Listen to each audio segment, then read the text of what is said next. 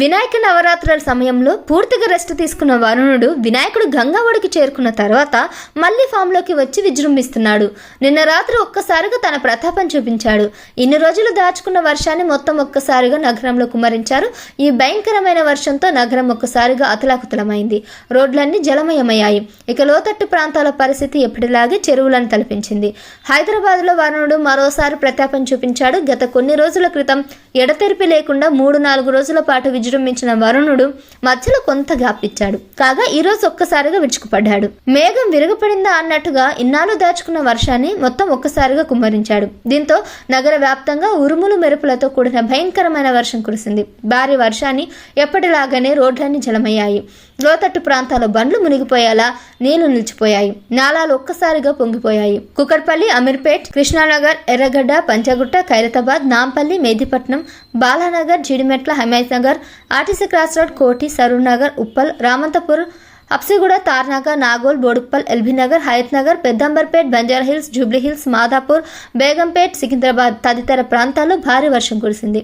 వర్షపు నీటితో రోడ్లన్నీ జలమయమయ్యాయి. దీంతో ప్రధాన కూడల్లో భారీగా ట్రాఫిక్ జామ్ ఏర్పడింది.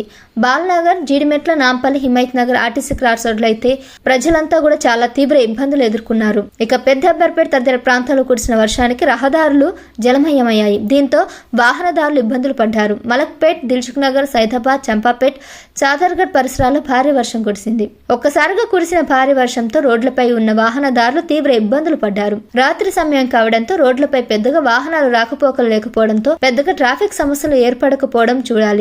మరోవైపు కురిసినటువంటి వర్షంతో డ్రైనేజీలు పొంగి పొర్లుతున్నాయి. పలు ప్రాంతాల్లో విద్యుత్ సరఫరాలో అంతరాయం ఏర్పడింది. కుండపోత వర్షంతో బస్తీలో తట్టు ప్రాంతాల్లోని కాలనీలు మళ్లీ జలమయమయ్యాయి.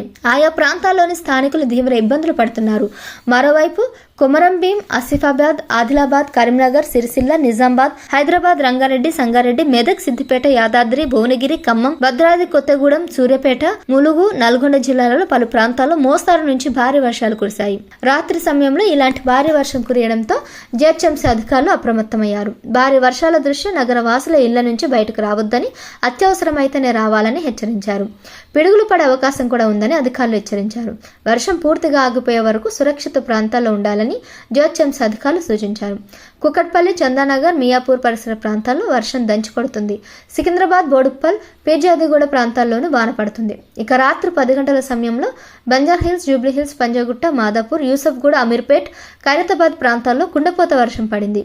రహదారులపై వరద రావడంతో భారీగా ట్రాఫిక్ సమస్య ఏర్పడింది. అయితే మరో 3 రోజుల వరకు భారీ వర్షాలు ఉన్నట్టు వాతావరణ శాఖ హెచ్చరికలు జారీ చేసింది.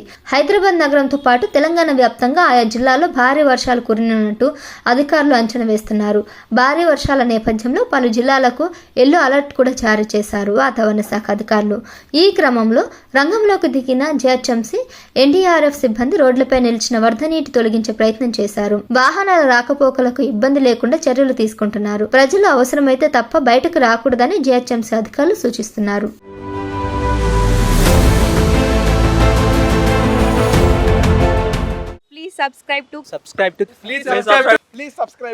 Please subscribe to KTV Telugu. KTV